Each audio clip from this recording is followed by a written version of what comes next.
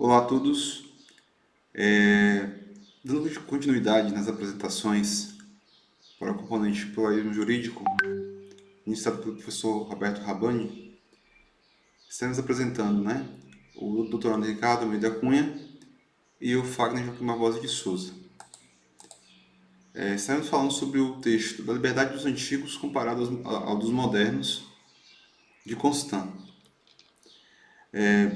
Henri Benjamin Constant, de Quebec e Rebec, nasceu na Lausanne, Suíça, né, foi educado aí por tutores privados e posteriormente estudou na Universidade de Erlangen, na Baviera, e na Universidade de Edimburgo, Escócia. No curso de sua vida, passou muitos anos na França, na Suíça, na Alemanha, na Grã-Bretanha, né, aí com posições liberais clássicas, e aí ele, né, é considerado como uma das referências para o liberalismo. Foi crítico de Napoleão, né, Bonaparte.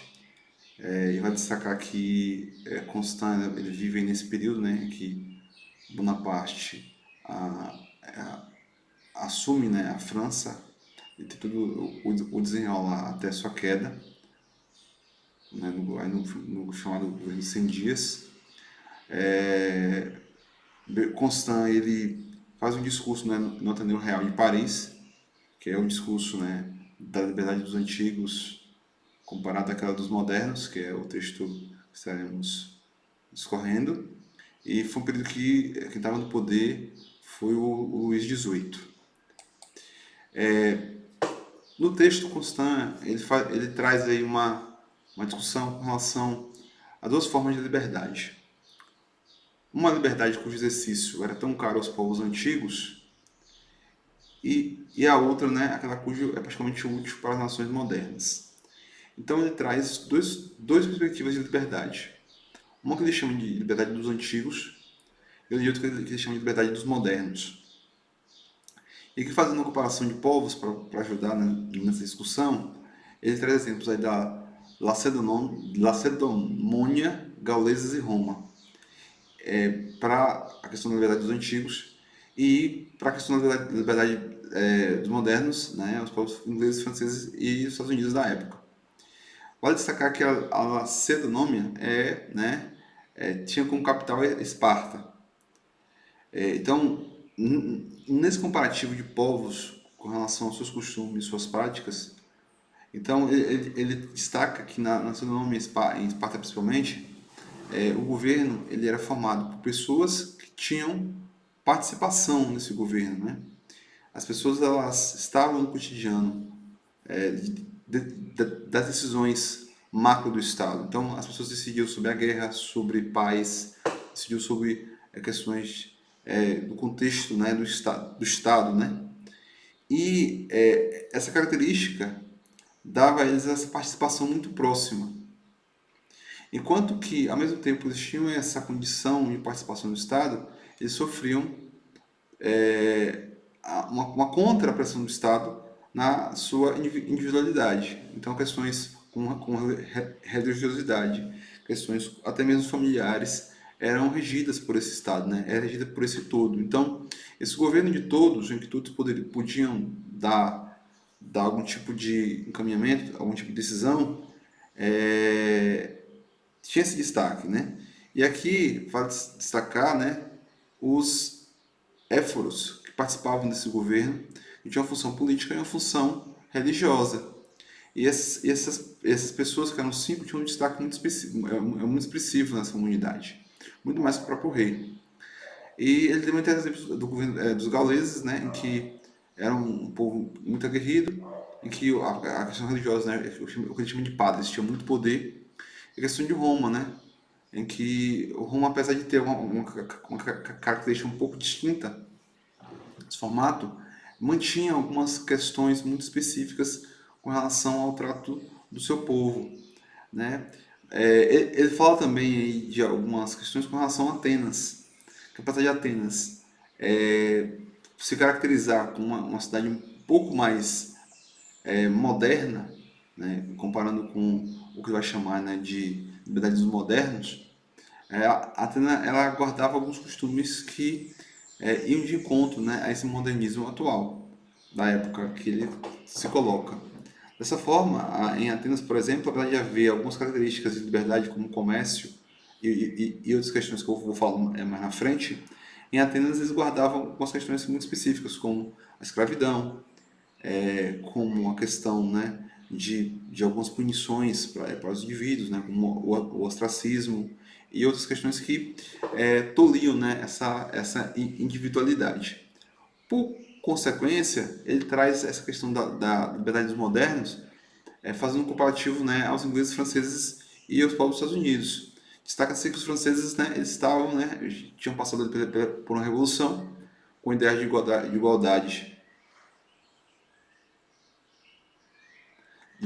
de igualdade, em que as pessoas tinham, né, essa condição de pensar mais no individual. Então, para esses povos, essa liberdade ela fazia presente muito pela questão da posse, da posse, do direito de escolher o que fazer, de quando fazer, como fazer, condições que não eram muito bem vistas nos Estados antigos. Então, nessa concepção de liberdade, esses povos tinham condição de estar, esses povos, né, modernos, têm a condição de uma liberdade mais plena do seu ser individual. Então, eles preferem entregar para o Estado as questões decisoriais, né? Então, para isso, tem as questões da representação, questões das leis, porém, as pessoas não estão sob um jugo de uma racionalidade que tolhe os seus direitos individuais, digamos assim, tá bom? Aqui, na continuidade, o Constitucional fala, né, que na liberdade dos antigos, né, consistia em exercer coletiva, mais diretamente, várias partes da soberania inteira, em deliberar em praça pública sobre guerra e paz, né, como eu falei um pouco mais atrás, em votar as leis, em pronunciar julgamentos, em examinar as contas, atos de gestão dos magistrados, em acusados de delitos, condená-los e absolvê-los, mas ao mesmo tempo que consistia nisso, os antigos chamavam de liberdades, eles admitiam, né, uma submissão completa do indivíduo à autoridade do todo, ou seja, o indivíduo estava preso a essa autoridade da maioria. Então ele não tinha essa liberdade, né? Essa liberdade que a gente vai ter hoje de vir. É muito baseado no sempre estar participando das decisões do todo, mas com as suas próprias questões individuais, ele dependia da decisão desse todo para poder ter essa condição. Enquanto na liberdade dos modernos, né, se destaca por direito de não submeter, senão às leis, de não poder ser preso, nem detido, nem condenado, nem tratado de nenhuma maneira, por efeito da vontade arbitrária, né, de um ou vários indivíduos, né. Então, não basta somente que algum grupo se reúna e tome a decisão de prender fulano de tal, porque nessa condição eu preciso que seja seguido um rito legal, né. E para cada um o direito e para cada um o direito de dizer sua opinião, de escolher seu trabalho, de exercê-lo, de dispor de sua propriedade e até de abusar dela, né? Aí a questão da propriedade é importante, a questão de ir e vir, sem necessidade de permissão e sem ter que prestar contas de seus motivos ou de seus passos, né? Aqui eu trago alguns fatores de influência na vida dos antigos e novos, né? Para ajudar nessa discussão.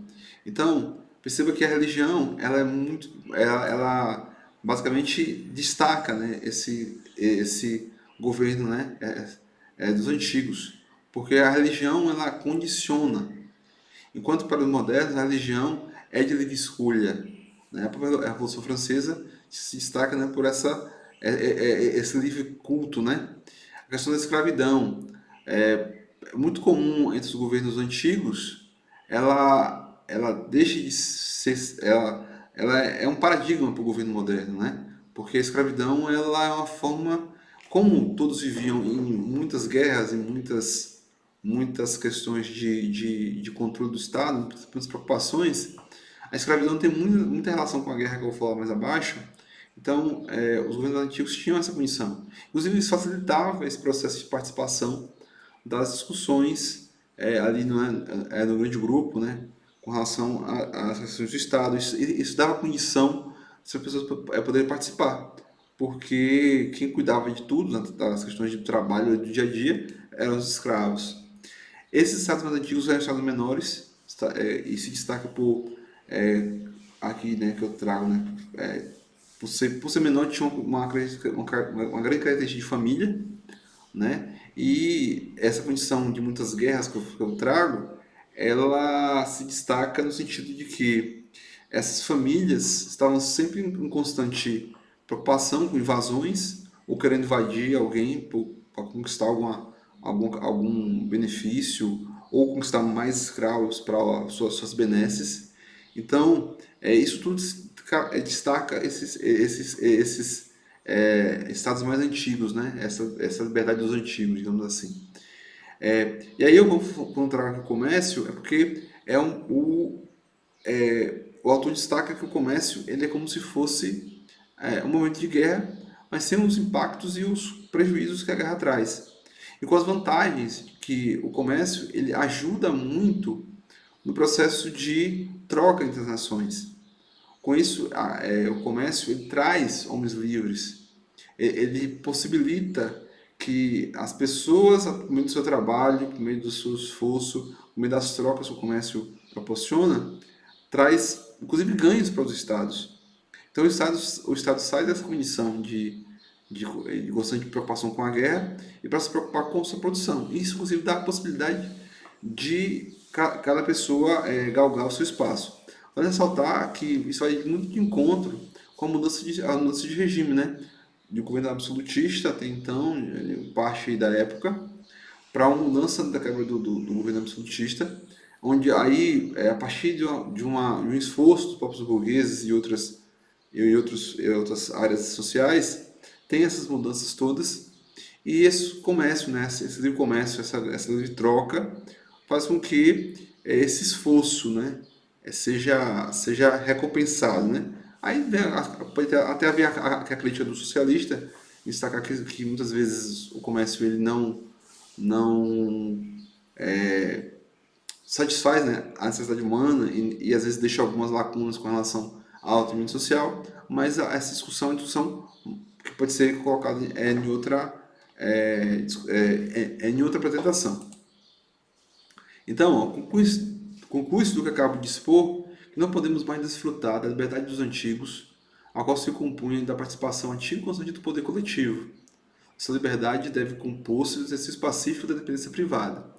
Então, ele, no seu discurso, ele traz essa fala, porque mais na frente da apresentação do Ricardo, vocês vão perceber que ele faz uma crítica a alguns outros pensadores. E naquele momento específico da história, estava uma nova discussão. O Napoleão tinha saído, tinha passado por uma revolução, o governo republicano, que depois passa de novo a ser imperial, alguns cônsules tinham assumido ali com Napoleão, então estava uma nova fase de discussão. Então ele fica preocupado, né, com a possibilidade de retorno à condição dos antigos, porque tinha gente querendo essa condição. Então ele traz, nessa fala aqui, muito do cerne do texto, no sentido por que ele estava falando isso, né? Por que do seu discurso. Então, conclui que devemos ser bem mais apegados que os antigos à nossa independência individual, pois os antigos, quando sacrificavam essa independência aos direitos políticos, sacrificavam menos para obter mais, enquanto que, fazendo o mesmo sacrifício, nós daríamos mais para obter menos. Então, é uma questão interessante, porque os antigos eram apegados, né, a essa possibilidade de colaborar com o todo. Então eles não se preocupavam tanto, talvez, com a questão individual. Enquanto que para a gente sacrifica, né, essa possibilidade de participar desse todo, de maneira mais forte, para ter essa liberdade individual. Então, o objetivo dos antigos era a partilha do poder social de todos os cidadãos na mesma pátria. Era isso que eles denominavam liberdade, né? Então, poder compartilhar com todos. Já o objetivo dos modernos é a segurança dos privilégios privados, e que eles chamam, né, de liberdade e garantias concedidas pelas instituições a esses privilégios. Perceba que até hoje, né, essa garantia individual é muito forte entre as nações, né? E isso está sempre muito explícito nos seus documentos, além da Constituição Federal do nosso país. Então isso é bem latente, né? Ao garantir as questões individuais. Então, eu gostaria de agradecer, encerrar minha apresentação por aqui. Passo para o colega Ricardo. Bem, vamos dar continuidade aqui à obra de Benjamin Constant, da liberdade dos antigos comparada à dos modernos. Ao dar a continuidade na análise dessa obra, o autor ele vai nos trazer a seguinte afirmação: examinarei, pois, o sistema do mais ilustre desses filósofos, Jean-Jacques Rousseau, e mostrarei que, transportando para os tempos modernos um volume de poder social, de soberania coletiva que pertencia a outros séculos, este gênio sublime, que era animado pelo amor mais puro à liberdade, forneceu todavia desastrosos pretextos a mais de um tipo de tirania. Bem, a ideia era o seguinte, que tomado pela autoridade do corpo social pela liberdade, era estender essa ação de autoridade a toda a existência humana. A lei, a princípio, ela poderia atingir as ações dos homens, mas o desejo é que essa lei atingisse não só essas ações, mas os pensamentos, as impressões mais passageiras, que ela perseguisse o homem sem trégua e sem deixar ali nenhum refúgio onde ele pudesse escapar do seu poder. Contudo, no decorrer do texto, percebe-se que não é o Rousseau a quem se deve principalmente atribuir o que o autor chama de um erro. Tá? Ele pertence muito mais aos seus sucessores, que eram menos eloquentes, mas não menos austeros, e 1000 vezes mais exagerados, como diz o texto, podendo ser então o abade de Mably o representante desse sistema, Então, assim, havia um desconforto com a liberdade individual. Ela era tratada como um inimigo pessoal. Logo, as nações que privavam esse tipo de liberdade, elas eram admiradas. E o autor vai trazer 2 exemplos na liberdade antiga, que era o Egito e Esparta. Então, assim, no Egito, tudo era organizado entre eles pela lei, desde o próprio repouso do cidadão às suas necessidades mais básicas. Tudo era submetido ao poder do legislador, do faraó. Tá? Então, em todos os momentos do dia eram preenchidos com alguma atividade e até mesmo o amor estava sujeito a essa intervenção, que existia, o autor trata de uma lei que abria e fechava o leito nupcial. Em uma época mais recente, Esparta, ele já vai dizer que ele reunia ali as formas republicanas, já com essa cara de república, mas a submissão dos indivíduos.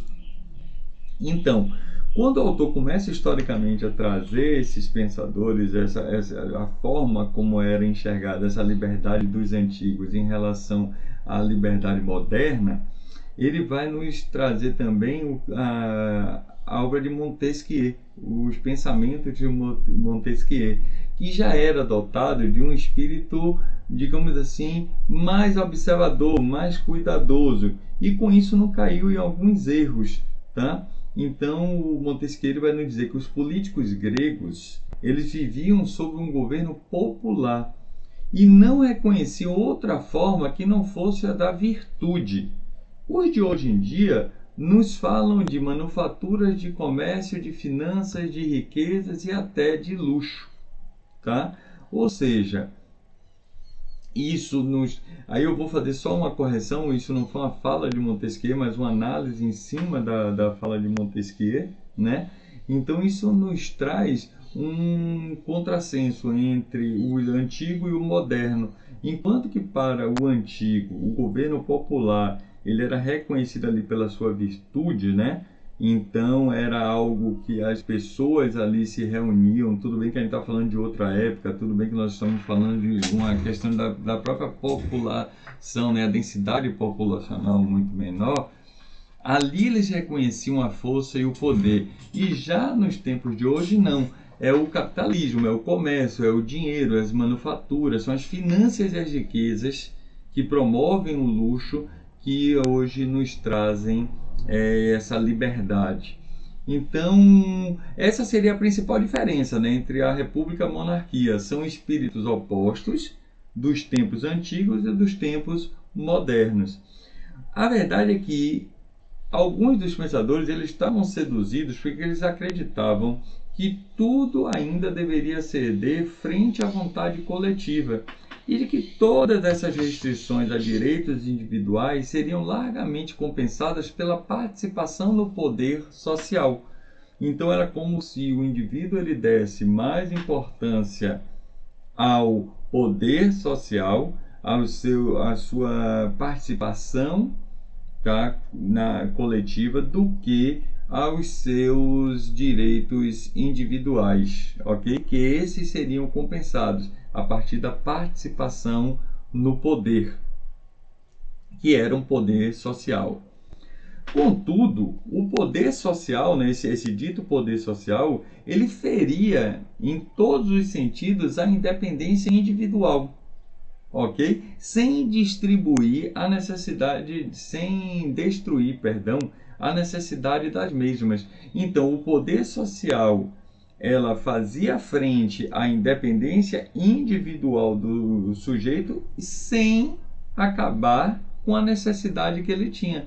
Logo, a independência individual, ela é a primeira das necessidades modernas, né? Então, a gente não vai nunca pedir que o seu sacrifício dessa sua liberdade, dessa sua independência individual, para que se possa estabelecer uma liberdade política. Isso não vai ser bem aceito, ainda mais nos tempos, nas necessidades modernas. Então a gente pode concluir, tá, que nenhuma dessas instituições de poder, de governo, elas que foram muito aplaudidas no passado, né, as repúblicas antigas, elas impediam a liberdade individual, seria aceitável nos tempos modernos. Então, toda aquela situação onde antes ele abria mão da sua liberdade individual em pró da liberdade social, né, por meio do poder social, de participação no poder social, né? Então, essas liberdades eles poderiam até abrir mão, mas nos tempos modernos isso é inaceitável, tá? As pessoas não aceitariam abrir mão das suas liberdades individuais em prol do coletivo. O autor ele ainda vai nos afirmar, para provar essa verdade, né? Então, assim, para mostrar que essa verdade ela se faz, digamos assim, real nos tempos modernos, existiam governos que tinham assim uma tendência, eles se inclinavam a tentar imitar algumas repúblicas de antigamente. E aí ele vai nos trazer a seguinte afirmação: lembro-me que em 1802 foi introduzido em uma lei sobre os tribunais especiais um artigo que adotava na França o ostracismo grego. E só Deus sabe quantos eloquentes oradores falaram-nos da liberdade de Atenas e de todos os sacrifícios que os indivíduos deveriam fazer para conservar essa liberdade, a fim de que este artigo fosse aceito, o que, contudo, não aconteceu. Ou seja, houve uma tentativa, mas ainda assim não foi aceita. Quando ele fala ali do outro exemplo que ele dá é do ostracismo de Atenas, né? Que ele repousava na hipótese que a sociedade tem toda a autoridade sobre seus membros. Então existia, entendeu, ali uma justificativa que num pequeno estado, uma densidade populacional pequena, as pessoas se reuniam ali nas praças públicas, tá? Onde a influência de um indivíduo, seja ele pelo seu crédito, sua clientela, sua glória, ou seja, uma pessoa de renome naquela sociedade, ele balançava muitas vezes com o poder do coletivo, com o poder da massa. E aí o ostracismo ele poderia ter uma aparência de utilidade. Tá? Veja que a gente está tratando do exemplo do ostracismo por ser uma ação muito drástica, né? Separatória. Então é exilar uma pessoa, é afastar a pessoa do convívio, muitas vezes de família, filhos, negócios, propriedades e tudo mais.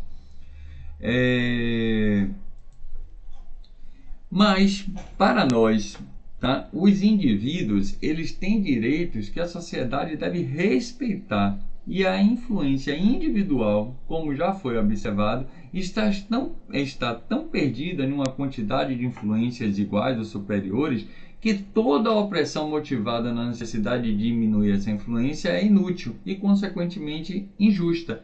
Então, seria injusto a gente parar para pensar que nossos direitos individuais eles não deverão ser respeitados, tá? Em prol, tá? De uma influência de opressão que venha do próprio Estado. Ninguém tem o direito de arrancar o cidadão da sua pátria, da propriedade, né, de suas terras, do seu negócio, do seu comércio, sua família, sua esposa, filhos. Ok, é aquilo que eu estava falando antes do ostracismo. Então é algo que é muito radical para você simplesmente atribuir essa autonomia, esse poder a uma república, a um governo, né? O autor ainda vai nos dizer lá na página 12 o seguinte, que a gente devemos desconfiar, senhores, dessa admiração por certas reminiscências antigas. Se vivemos em tempos modernos, quero a liberdade que convém aos tempos modernos. Se vivemos sobre monarquias, suplico humildemente a essas monarquias de não tomar emprestado às repúblicas antigas meios de oprimir-nos. Ou seja, se eu vivo nos tempos modernos, eu quero ser tratado, tá? Eu quero as liberdades que me convêm aos tempos modernos e não viver naquela idade, nos tempos passados, com as liberdades mais restritivas. A liberdade individual, repito, é a verdadeira liberdade moderna. A liberdade política é a sua garantia e, portanto, indispensável, mas pedir aos povos de hoje para sacrificar, como os de antigamente, a totalidade da sua liberdade individual à liberdade política é o meio mais seguro de afastá-los da primeira, ou seja, da liberdade individual, com a consequência de que, feito isso, a segunda não tardará a lhe ser arrebatada. Ou seja, o que a gente precisa distinguir é que a liberdade dos antigos, ele abria mão das liberdades individuais em prol, tá, de uma participação política efetiva, né? De uma liberdade política. Ele fazia parte do poder decisório. Enquanto que nos tempos modernos nós abrimos mão disso para a representação, nós temos a representatividade da República, onde lá nós elegemos pessoas que nos representam. Então muitas vezes nós abrimos mão da liberdade política em prol das nossas liberdades individuais, tá? E é disso que o autor trata nessa diferença entre da liberdade dos antigos comparada dos modernos. Na visão do autor, os governos de hoje não têm o direito de lhe atribuir-lhes nenhum poder ilegítimo, como era feito antigamente, ainda mais aqueles que surgiram de forma legítima, representativa, tá? Os progressos da civilização ao longo dos séculos pedem que essas autoridades tenham mais respeitos pelos hábitos, pelos afetos, pelas independências dos indivíduos, ou seja, pelas liberdades individuais. O governo passa a ter novos deveres. Eles devem ser muito mais prudentes e muito mais leves ao dirigir, né, ao conduzir assuntos referentes às liberdades individuais. E a gente vê isso muito presente hoje no nosso judiciário, né, na representação legal do nosso governo. Uma outra afirmação que o autor vai nos trazer já na página 13, ele vai dizer o seguinte, do fato que estamos muitas vezes mais descuidados com a liberdade política do que eles poderiam estar, e em nossa condição costumeira, menos apaixonados por ela. Pode-se concluir que negligenciamos demais às vezes, e sempre sem motivos, as garantias que ela nos assegura, mas ao mesmo tempo, como buscamos muito mais a liberdade individual do que os antigos, nós a defenderemos, se for atacada, com muito mais ímpeto e persistência, e possuímos para a defesa meios que os antigos não possuíam. Então existe todo um processo do que foi o que eu falei nesse instante. A gente abre mão da liberdade política no caráter representativo e muitas vezes deixamos, não é nem menos apaixonados, a gente deixa de participar desse processo, mas por outro lado nós somos muito mais aguerridos na defesa da nossa liberdade individual e temos inclusive meios que possam nos sustentar numa necessidade de defesa. O autor vai apresentar a influência agora do comércio, né? O que foi que determinou esses tempos modernos? O que foi que fortaleceu esses tempos modernos? Então a influência do comércio na liberdade moderna, ela foi fundamental, porque primeiro ela emancipa os indivíduos, né? E a gente, quando está falando de comércio, a gente está falando de dinheiro, de poder, das finanças, do capitalismo. Então ela cria crédito, ela torna a autoridade dependente. A autoridade hoje depende dos nossos impostos, da nossa produção, de quanto de riqueza nós geramos, de quanto de dinheiro nós movimentamos.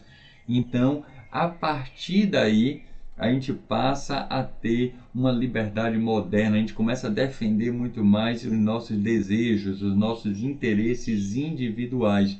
Enquanto que o poder ameaça, a riqueza recompensa. Tá? E aí tem aquela história do poder pode se escapar de alguma forma, enganando, por exemplo.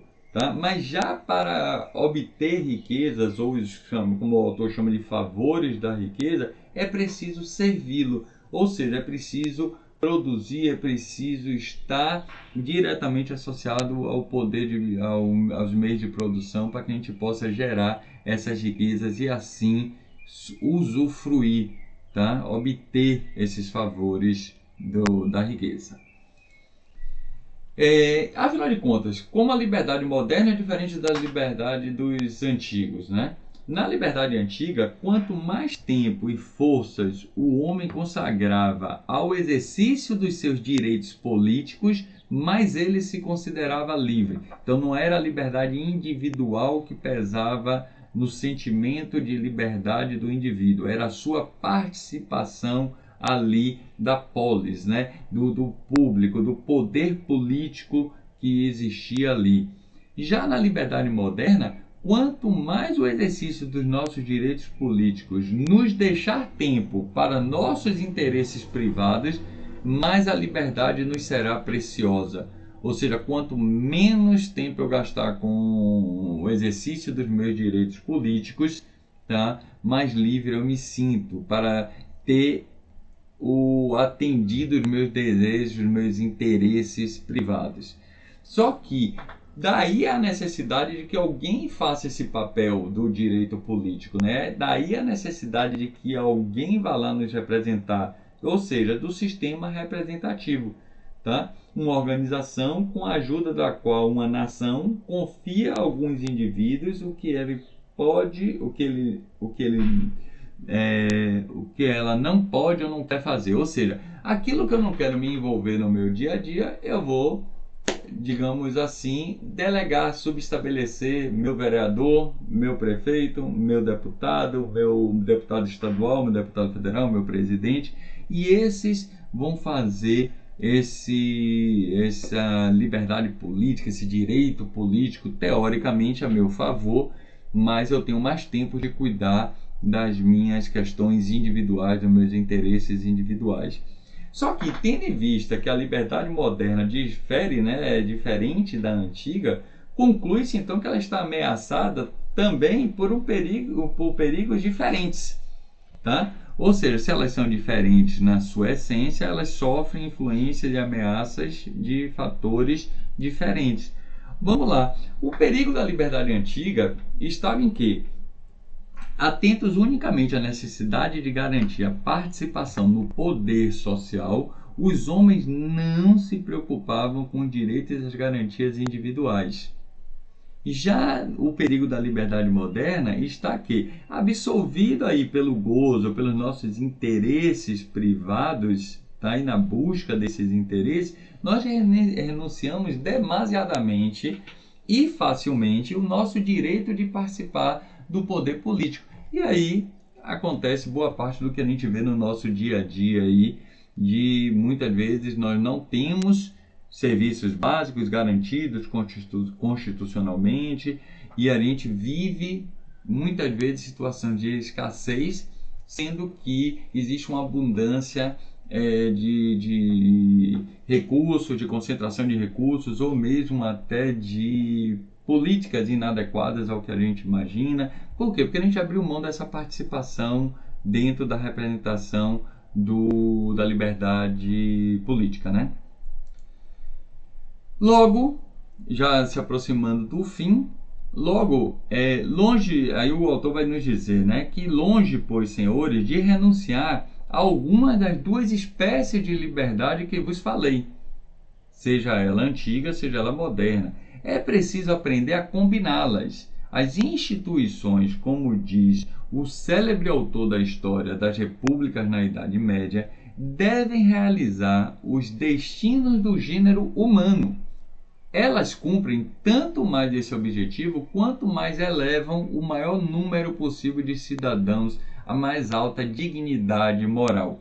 Ou seja, a gente precisa atribuir dignidade moral aos nossos cidadãos. Isso é parte do que a gente espera quando nós fazemos uso das nossas liberdades. Mas para isso a gente precisa dosar entre a liberdade, entre o poder social e de participação política, ou as nossas liberdades individuais, tá? Qualquer uma das extremidades, abrir mão de uma em detrimento da outra, não parece ser a melhor opção.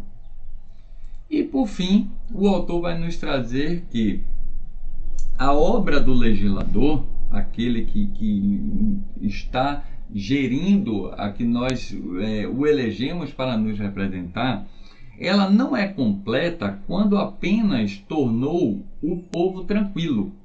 Mesmo quando esse povo está contente, ainda resta muita coisa a fazer.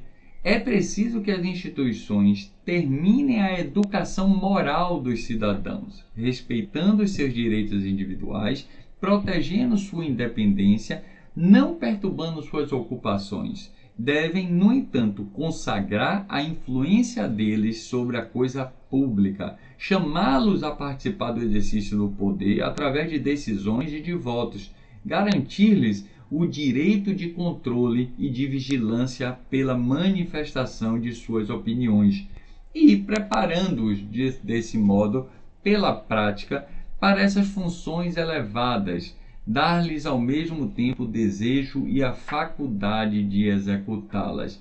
Então, foi um pouco do que eu falei há momentos atrás. A gente precisa realmente, para além de deixar o povo tranquilo e contente, fazer a educação formal, dar a esse cidadão, às pessoas, a faculdade, a capacidade de não só executar, mas entender, compreender e vivenciar a vida pública, assim como os seus interesses particulares. Só assim a gente vai buscar e conseguir, digamos assim, uma participação efetiva na sociedade.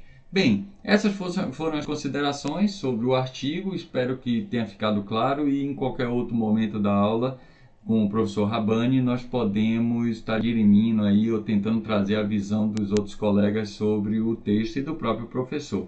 Eu agradeço e fica aí para as contribuições futuras. Muito obrigado.